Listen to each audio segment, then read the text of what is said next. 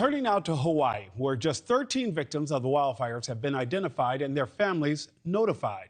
Another 22 have been identified, but their families have either not been told or can't be located.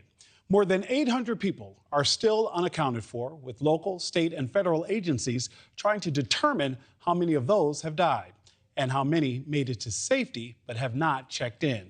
NewsNation's Joe Khalil joins us live with new details on the long and short-term challenges Hawaii is now facing. Joe, this has to be a difficult situation for all the families involved. Yeah, it is. And, it is a stark reminder. I mean, yesterday, President Biden was there just as a sort of symbol of how the federal government's committed to continuing to do this work. But it's a reminder that the work has to continue. This crisis not nearly over yet in Maui, and the response requires a lot more work. Namely, the first and most important thing is you've still got 850 people who have not yet been accounted for.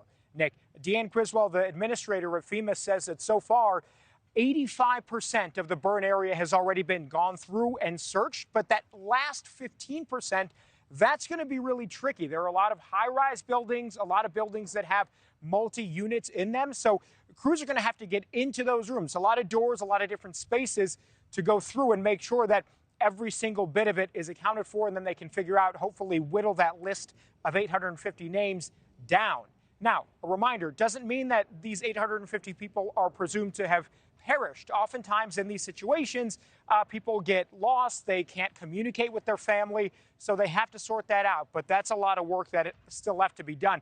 The other two things that FEMA is really going to have a challenge with are, one, they are running out of money in their disaster emergency relief fund. They're running on a deficit right now, asking for Congress to replenish that money. And the other challenge is there could at any point be another natural disaster, and they would have to get up and respond to that one as well. And the Administrator Criswell addressed this last month in front of Congress when she basically said there is no more fire season, there is no more storm season. She attributes it to climate change and says basically year-round they need to be ready for major disasters. From atmospheric rivers in January to tornadoes and wildfires in December, we can no longer speak of a disaster season. We now face intensified natural disasters throughout the year, often in places that are not used to experiencing them. The federal response so far, you can see on your screen here, talking about 1,000 personnel from FEMA in the state, 450 search and rescue team members that are there as well. $8.6 million in aid has already been given out to 2,800 households, about 8,000 individuals.